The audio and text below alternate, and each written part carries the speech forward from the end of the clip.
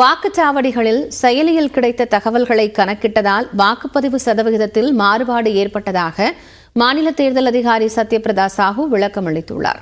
தமிழகம், புதுச்சேரியில் உள்ள 40 பாராளுமன்ற தொகுதிகளுக்கு கடந்த 19ஆம் தேதி வாக்குப்பதிவு நடைபெற்று முடிந்தது. இந்த தேர்தலில் பதிவான வாக்கு சதவிகிதம் அன்றைய தினம் இரவு வெளியிடப்பட்டது. இதில் தமிழ்நாட்டில் 72.09 விழுக்காடு வாக்கு பதிவானதாக அறிவிக்கப்பட்டது.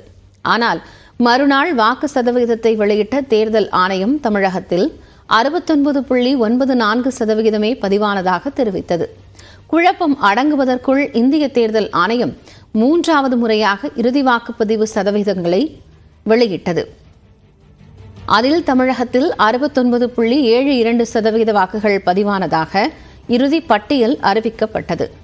ஓட்டுப்பதிவில் இவ்வளவு மாறுபாடு நிகழ்ந்ததற்கான காரணம் குறித்தும் மாநில தேர்தல் அதிகாரி சத்யபிரதா சாஹூ விளக்கம் அளித்துள்ளார்.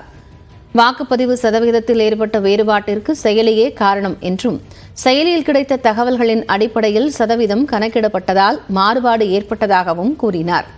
செயலியில் ஓட்டுச்சாவடி அலுவலர்கள் ஓட்டுப்பதிவை கட்டாயம் பதிவு செய்ய வேண்டும் என எந்த உத்தரவும் பிறப்பிக்காததால் சிலர் மட்டுமே அப்டேட் செய்ததாகவும், தேர்தல் அதிகாரி கையொப்பமிட்ட தகவல் வர தாமதமாகும் என்பதால் செயலி மூலம் கிடைத்த தகவல்களை ஊடகங்களுக்கு அப்டேட் செய்ததாகவும் விளக்கமளித்தார்.